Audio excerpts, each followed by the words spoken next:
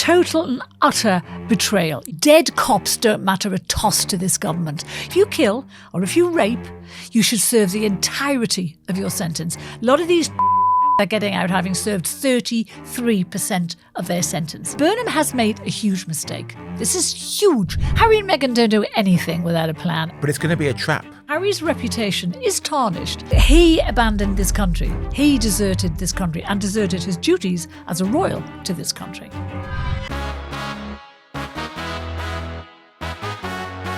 Hello, welcome to today's Daily Expresso. I'm JJ, but more importantly, I'm joined by the Queen, Carol Malone. More importantly, I like it. You're looking a bit James Bondy suave Thank today. you very much. Thank you. It's a nice look. You like it? Yeah, no. How do the muscles good. look? Well, I'm not getting into that. But, that's just because I've told you I've snapped the tendon in my arm. You're trying to make me feel like a weakling. Carol, let's start with Andy Burnham. Let's start with our brave new Prime Minister. Who's gone on his holidays 14 days into the job. He's been working hard for 14 days. He deserves a break like everyone else. No, he doesn't. He really does not. This is the job he's waited a lifetime to get. Yeah. And he's in it for 2 weeks and he's off on his jollies. I actually think it's a joke. You know, the nearest to him with that was Theresa May. I think she went on a holiday after about 5 or 6 weeks. Mm-hmm. But this is a record. Burnham has already set a bad record, having been in the job 2 weeks and he's gone on holiday. Listen, everyone needs a holiday. No, yes, they do. And it probably was already planned with his family. But not everyone is running the country. So what he should have said to his family was, let's just put it off to September, or said to his wife, off you go. Let's still want to go in September because it's a bad look. The optics are bad on me going away 14 days into the job, especially when the country, is in a mess. It's on its knees. Incredible things are happening, and he's off on his holidays. Yeah, maybe and he's right. left a convicted fraudster, Louise Haig, in charge. So, when you talk about, going to hell in a handcart, we are. Well, things are about to get worse for Burnham because Yes, they are. Police chiefs are threatening to take him to court over what they call a betrayal for the early release for PC Andrew Harper's killers. Total and utter betrayal. Burnham committed the ultimate cruelty a week ago. He got involved in this when it was heard that PC Harper's killers were going to be released. He got involved. He said to the family, the very distressed family, who were the people who brought to the public eye, his wife Lizzie and his mum Debbie, he said, I will review this. I will look into this. And so a week later, he says that the killers are still going to be released. His quote is, I have pushed to the very limits what it is possible to do. What utter tosh. You push nothing to the limits in the course of a week. And what has he actually done in that week? Spoken to a couple of civil servants, spoken to someone in the probation service, and then he comes out and says, these cop killers are going to be released. This is beyond shocking. This shows that dead cops don't matter a toss to this government. It was shocking enough that these guys these were the guys who were in the car when PC Harper was being dragged. It's shocking enough that they only got 13 years in the first place, and more shocking to find out that we're only going to serve 6.5. But he gave the family false hope. He led them to believe that because he was getting involved, that was going to change. So he comes back and says, nothing can be done. Don't make me laugh. Currently, we have 2,000 spare places in our prisons. Maximum capacity is 88,000. Where it's full up to like 86,495. So there were 2 places to keep these scumbags in jail. And he could have done that. And he's chosen not to. And what it says to everyone out there is, cops' lives don't matter. It wasn't so long ago that if you killed a policeman, you got even more than if you'd killed a member of the public. Yeah. Because, it doesn't mean one life is more than another. It's about law and order. If you kill the people who are keeping law and order, if you kill the people who are walking towards the danger while the rest of us are running away, that can't be allowed to happen. And so the sentences were always much greater. Look at Wayne Couzens, who killed Sarah Everard. He was a cop. He got 33 or 34 years. And yet these scumbags who are convicted of manslaughter have got 6.5. And now they're going to be back out onto the streets. And Burnham has made a huge mistake. Well, this is huge. I don't think he even knows wherever he is on his holidays how big this is going to be, because the Police Federation are going to sue him, and they're saying they will not let this rest. The woman who runs the Thames Valley Police Federation, a lady called Aileen O'Connor, she said we won't rest until this decision is reversed. And she said, quite rightly, because Burnham said, one of his quotes this week was, I can look, the families in the eye and tell them that I've done everything possible. And she says, okay, this is Aileen O'Connor, said, okay, you look into the eyes of his wife. You look into the eyes of his mother. You look into the eyes of the cops who had to deal with what was left of his body. And you explain to them why you can't find 2 prison spaces to keep these people in jail. And quite rightly, this is a really, this shouldn't be about optics, but this is the worst possible look, because he was trying to play man of the people. Like, I'm very concerned. I feel your pain. No, you don't feel anyone's pain. You're a hypocrite, because you could have found spaces. And instead of, what really gets me about this government is that they've been talking about lack of prison spaces for 2.5 years now. What have they actually done? The 3 prisons in the process of being built. They will only provide 10,000 spaces, but they're not going to be ready until 2031. So how many more criminals are you going to let out before then? What they could have done was build Nightingale-style prisons. They could have did what we did during COVID. It took 9 days to build a Nightingale hospital. Yeah, that's a bit different to a prison, though. No, but listen, because what you do with the Nightingales, you put them up, you put your low-risk people in them, you put your women, you put a few druggies, you put a few burglars in those prisons that you just knocked up. And if they escape because they're not proper fortified? Oh, hello, well, let them kill us free. So who cares if a burglar escapes? But they won't escape because it will be secure. But you keep the secure prisons, the hardcore, for the killers, the rapists, the pedos. And what I hadn't realised until this week was... when you watch Porridge, you see 2 prisoners in a cell. But we stopped all that a few years ago because actually the human rights of the killers and the rapists. Yeah, that's nuts. Really important. So we would solve the crisis in a heartbeat if you put 2 in a cell. Yeah. And to be frank, if you've killed anybody, I don't care if you're a bit cramped in your cell, frankly. Shouldn't have done it. I agree with you. That's what you get. Yeah. So, so Burnham, I think, has completely mishandled this. There are millions of things he could have done. No, there's not millions. There's half a dozen things he could have done. He could have used barges. He could have used prison ships. He could have used these makeshift Nightingale-style places. He could take them to places like Estonia, where it was the plan under the Tories to actually export some of our prisoners to Estonia. I think Estonia is too good for them, frankly. I think we should take them to places like El Salvador. Do you remember Richard Madeley did a documentary there recently? They have no beds. They lie on steel floors. Yeah. They don't have cupboards. They don't eat much. That's where to send them. And then I'll feel justice has been done. Because I think now justice is a joke in this country. We spend more time caring about what happens to the perpetrators of crime than we do about the victims. Because for every person who's killed, every person who's raped, every person who's abused children, there are victims scattered all over the place. Terrified victims whose lives are wrecked. And Burnham goes, nothing I can do. Well, look, PC Harper's partner, Lizzie, because of her campaigning, that's what got Burnham to turn around and say, right, serious sex offenders and rapists, etc., they will not be allowed out in this new scheme. Both of those people, rapists and killers, they wreck lives, they wreck families, they wreck communities. And you can't differentiate. The bottom line is in this country, if you kill or if you rape, you should serve the entirety of your sentence, not be let out. A lot of these toe rags are getting out having served 33% of their sentence, a third of their sentence. What deterrent is that? What does that say about justice and about fairness? What it says is you can do what you like. Go kill somebody. Hey, you'll be out in 6. Go and rape a woman. You'll be out in 1.5 years. Well, as you know, most rape cases don't even end up with. Well, that's the point. Something like it's less than 2%. Less than 1% now, yeah. Less than 1%. So the people who do get sent to jail for rape, they're getting let out after a handful of years. And that, what does that say about his victim? I think the Mail today has got a whole list of domestic abusers who are going to be freed. And these aren't blokes who just gave their wives the odd slap.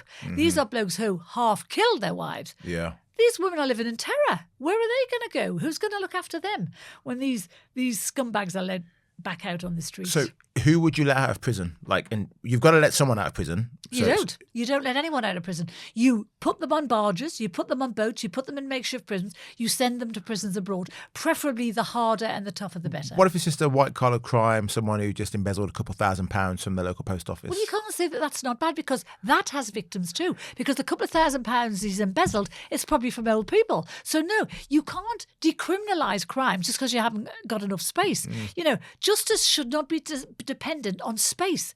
Justice shouldn't be a space issue. It should be, if you give 14, 15 years for killing somebody, that's what you should serve. And you know, I don't know why it's taking as long as it's taking to build the 3 prisons that Labour are building. That's the Tories. They're the ones who started it. No. Yeah. No, the Tories completed prisons. No, the Tories said they'd build 3 prisons and they end up only building 1 in their 14 years. So how many have Labour built in 2 years? Not 1. It's 2 years, man. It's been 2 years. Tories did 1 in 14. Labour have been doing that for 2 years. A developer can knock up a tower block in 6 months. So why does it take 5, 6, 7 years to build a prison? I'd love to ask the Tory government when they were there why they did it. Because no one's rushing with it. Whoever they've given this contract to, you know, there'll have been dodgy dealings there. If someone's got the contract, I'll take my time on the 7 years building a prison. That'll be nice. But 2031 before any of those prisons are ready. And what are we going to do in the meantime? This country will be utterly lawless in 5 years' time.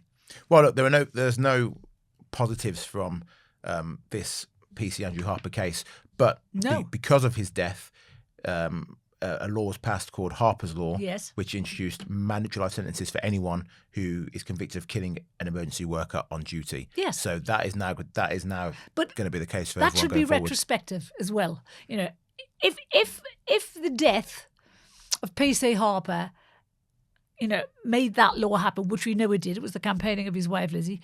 Yeah.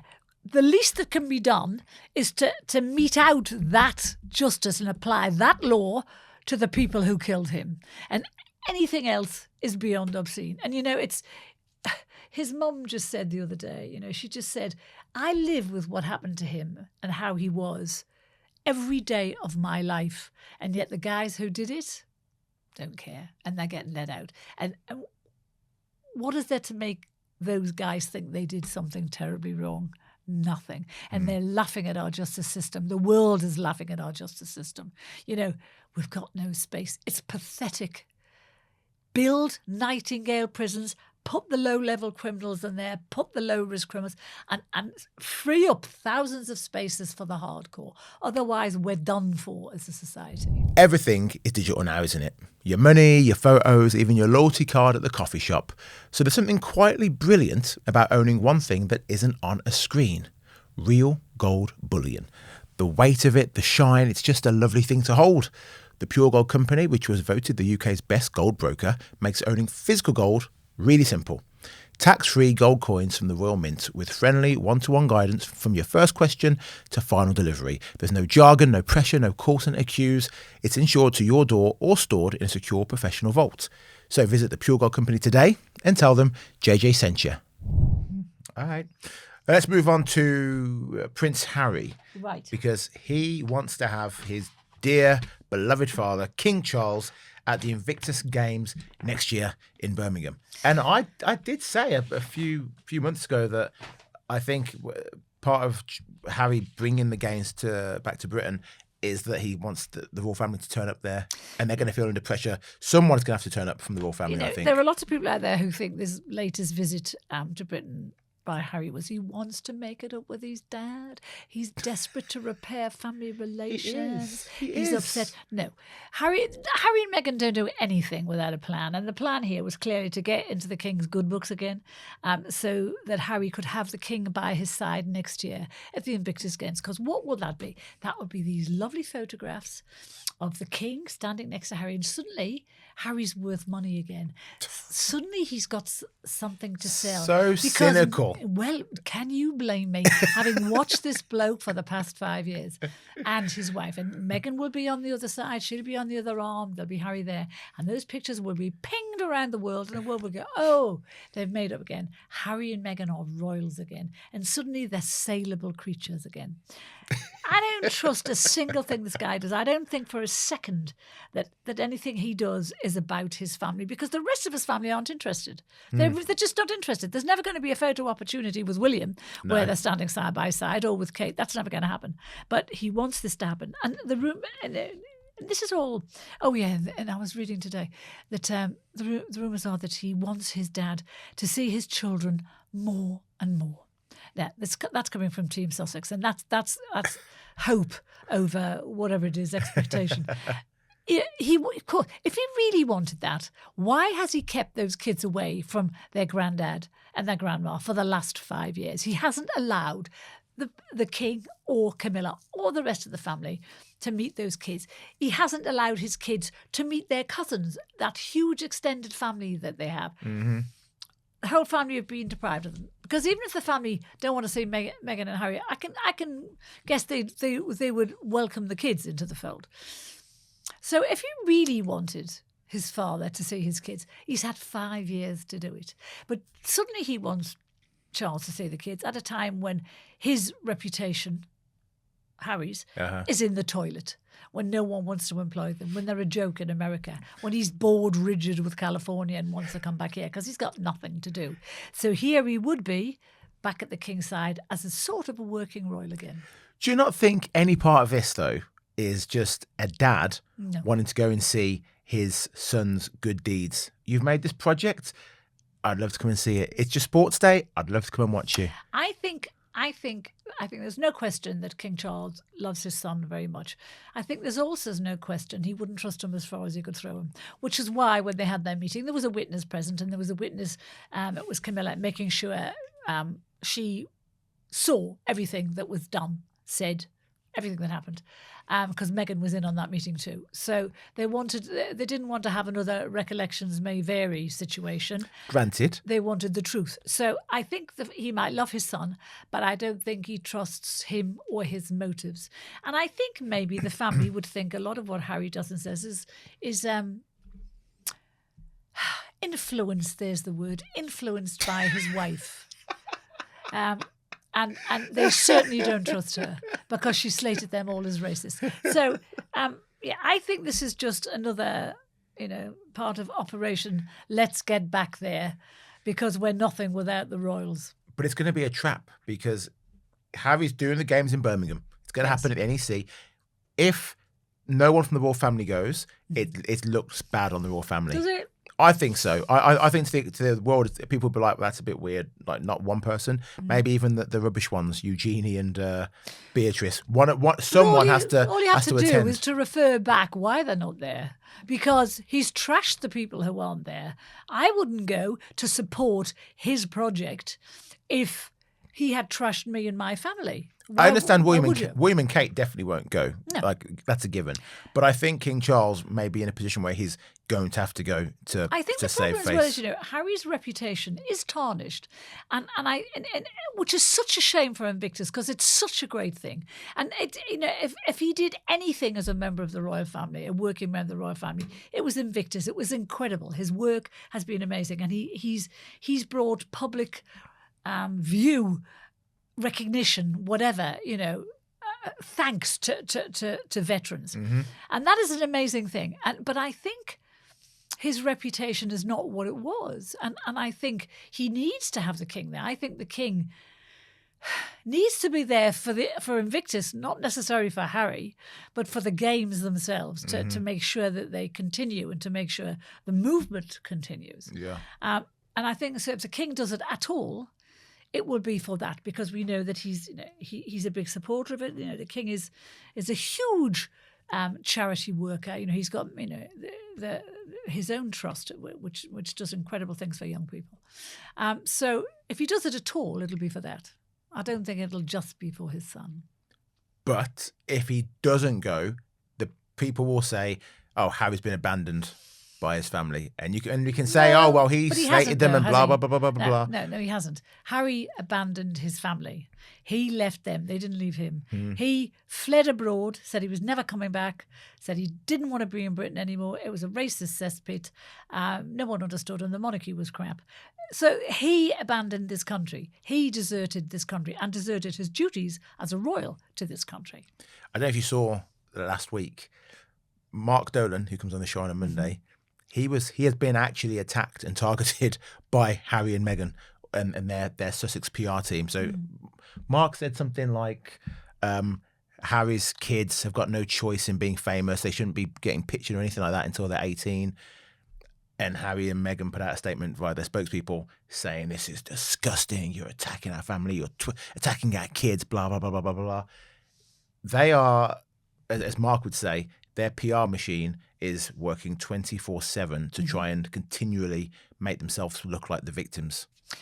I think that is absolutely true. And I think Team Sussex also is guilty of putting out stuff that isn't true. And we saw that in this country. They will do anything to try and make things look better for Harry and Meghan. Remember when we were all in the middle of doing TV shows and radio shows when we heard that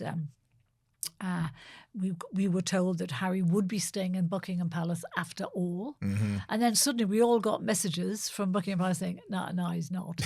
He's not. But Team Sussex had put that out knowing full well that he wasn't going to be staying there. But they put it out thinking they'd shame the king into letting him stay there. The king wouldn't dare say, no, he's not. Well, the king did say that, absolutely. And he gave a very good reason why. We were told that it was because it wasn't just he wasn't that bothered, but he said the disrespect to his staff who would work round the clock to prepare the rooms for Harry and Meghan and the kids. That was what Charles was angry at, that Harry hasn't been here and suddenly he's messing people about. So I think Team Sussex needs to be very careful what it does because we're all onto them. We all watch what they do and we watch what they say. And maybe they're just doing what they're told, though. Maybe. Are you on social media, Carol? Yes. So another point that Mark made, and actually a point that I made. Yeah. I don't want to give Mark too much credit. He's an idiot. But hope you're listening, Mark. A point that I made was that the online, especially on Twitter, the so-called Sussex squad. Oh God, yes, they're vicious. They are vicious. They are vile. Oh, I've been the subject of. You've been the subject of their ire. Yeah. Both here in America. Really? Oh, yeah. What was that like? Yeah. Well, I can't tell you what it was about. Okay. But because I got something wrong. But anyway, they came for me, and it just didn't stop. It went on and on and on. Saying she's got to lose her house, she's got to lose her job, she's got to lose her career, cancel her, get rid of her, whatever. Oh, vicious. Yeah. But, that's social media, But Carol. Many areas of it are a cesspit. Yeah. And you've just got to accept that. If you're on it, you've got to accept that that is part of what happens. But Carol, if you had a bunch of followers who started attacking me on social media, I would expect that you would probably go on social media and say, all right, leave it. JJ's an idiot, but you don't need to be abusing him and telling him he should be losing his job, blah, blah, blah, blah, blah, blah. Yeah. That's what Harry and Meghan should be doing for their crazed fans. Yes. But they will never do it. Of course they won't. Because, the fans are saying what they can't and want to. So yes, of course they're not going to stop them doing it. It's a very loyal squad, actually. They're on everything all the time, and the American leg of it is like vicious. Really vicious. Yeah. I would go as far as to say that actually it's pretty demonic. It's cult like. These are crazed, unhinged people. I think, but we see them on social media every day. They're just not en masse. Yeah. You look at people every day on social media and you think, how are you getting away with saying that stuff? If you or I said some of the stuff that punters say, we would be sliced off the air. They'd get rid of us. Yeah. We'd be arrested. He'd have the cops at the door. Aye. But some of these people can just say what they like. Indeed. Death threats, abuse threats, hope you die, hope you get cancer. Just horrible. And you wonder, don't you, that this is part of the problem. In days gone by when we had no social media and no internet, whatever, not everyone had a voice. Now everyone has a voice. Every loon has a voice. Yeah. And people might say we have a voice and we're loons. But the thing is, I think we're quite trained loons, we're calculated loons. Some of the people out there, it's like the Wild West. They have no idea about the law. They have no idea about the libel laws, the slander laws. They just go ahead and do it. How does the abuse make you feel? Because for me, as soon as someone starts abusing me too much, I'm just like, all right, I'm deleting Twitter for a little bit. I'm not going to go back on there for I'd never do a week that. or so. No, I'd never do You're that. braver than me. Well, what I do, I tend not even to block them. I mute them so I don't have to see it. But I wouldn't give them the satisfaction of blogging them. Sometimes I'll blog if they're just. I do blog boring people. I have to tell you, ones that actually, if you're going to insult me, get my name right, spell it right, or say something original to me that isn't just, "Oh, you're a fat old cow." Try and come up with something that's a little bit smart. Do you know what I mean? What are the people? I'd respect you People more. call you old. They say all the time. your hair's crap. Yeah, no. Ugly glasses. It's a wig, apparently. Yeah, it looks like a wig. Yeah, is it you? Is it you on there? Because that's sort of the things they're saying. No, there's a group of blokes out there are convinced I'm wearing a wig. Show them it's not a wig. Show them it. Pull it. Keep pulling. Right, not a wig. So, but they're convinced it is. And what was it the bloke said the other week? With your wig and all that makeup. And I thought, what? Does he want me to go on with no makeup? Because that's more scary, actually. That's much more scary. I never thought I'd get to the point when Carol Malone's telling me to pull her hair. Pull me hair. Pull it harder. Yeah, pull it harder. Well, Carol, let's send it there. It's perfect. We'll Okay, carry, we're done. we'll carry this one off camera. Well, thank you for watching. Please like, share, subscribe, leave your comments below, and hit the hype button. See you next time. Bye-bye. Right, a quick pause in the podcast to tell you about our sponsor, Incogni. You had those phone calls from numbers you don't recognize, or you go in your inbox and there's emails for stuff you did not sign up for. Well, that's because someone somewhere is selling your private information. That's where today's sponsor comes in, Incogni. They will contact these people who have been taking your information, and they'll say, "Oi, stop, delete it." Go to the website, incogni.com. You type in the details.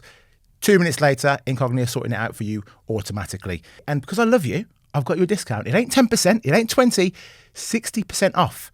60% off an annual Incogni plan. Just go to incogni.com/Daily Expresso or click the link in the episode description box below.